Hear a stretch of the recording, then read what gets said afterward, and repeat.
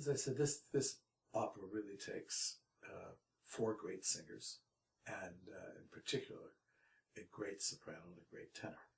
We have a soprano by the name of Alexandra Lobianco, who will be making her debut with Madison Opera.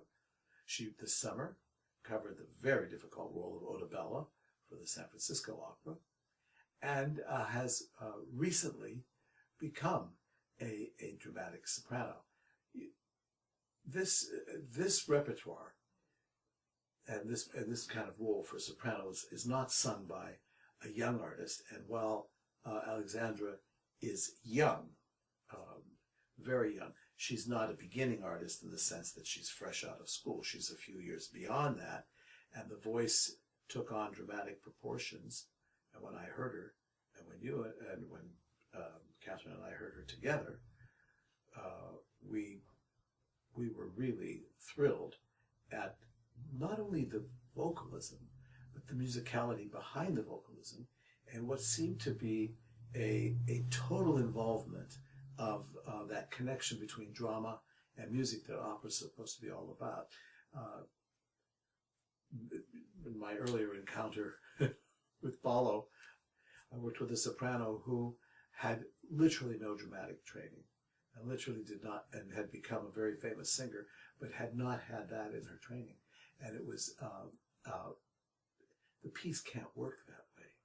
The piece has an incredible suffering behind it. First of all, here's a woman that, is in love with a man that she can't love because she's married to another man, and is going to pay an incredible price for this. So I think that Alexandra should have the acting chops that will go with stunning vocalism, powerful high notes, able to scale them back to nothing. This is real vocal technique of the kind that I'm rarely seeing these days. The tenor, William Joyner. Bill and I go back a long time. I was trying to remember the roles that we did together. I think there was a Bohème, a Butterfly years ago, and then we did Mephistopheles, the Boito, which is a big sing, a wonderful sing. And Bill is, of course, now added big dramatic roles like Aida, singing the role of Radames and Aida to his repertoire. And so he has that, it's a wonderful sound. It's a really brilliant sound that's in his voice. It's very powerful. And he's a very interesting actor. Very interesting actor. He told me that this was on his bucket list of roles that he wanted to do. And so this will be a first for him, as it is a first for Alexandra, as it is a first for our baritone, Hyun Yun. Hyun Yun needs no introduction to Madison audiences. We enjoyed him most recently as Eugene Onegin in Eugene Onegin. Hyun is another exciting talent. Just his presence on the stage can be electrifying. He's a real born actor. He has this vibrant, big voice. And this role represents his first foray into the more dramatic baritone writing. I mean, he started out as a lyric, and he moved into Onegin is already sort of along its way to being a more dramatic kind of voice. And Hyun will be singing, I think, in a year or so, his first, maybe it's less than a year, singing his first Rigoletto.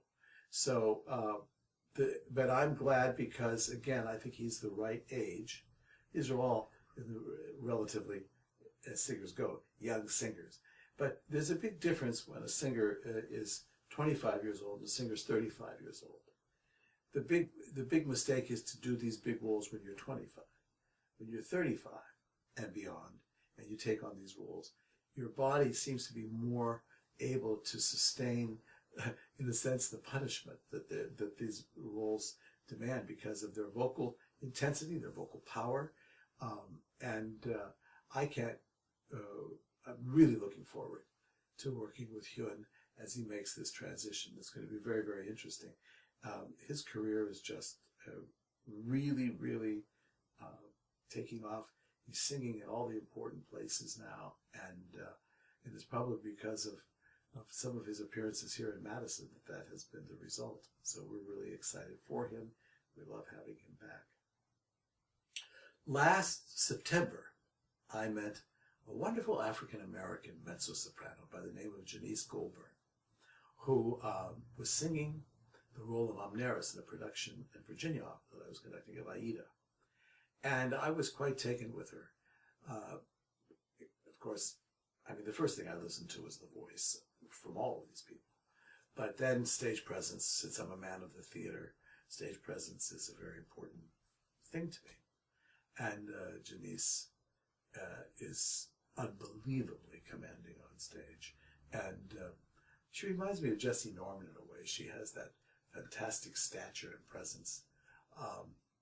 That sort of, all those diva qualities without being a diva in the negative sense of the word, but in the most exciting sense of the word.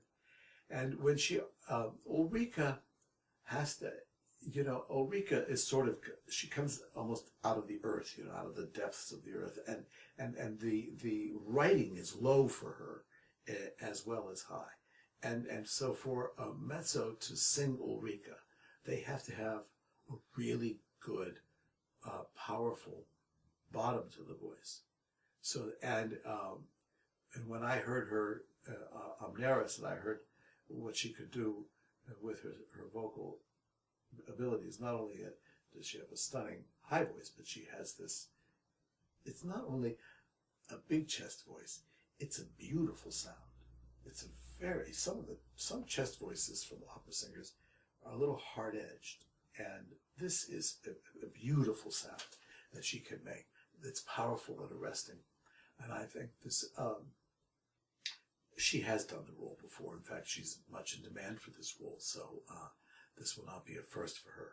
But I'm really happy to introduce her to Madison audiences, as we had such a wonderful collaboration doing the Aida last year.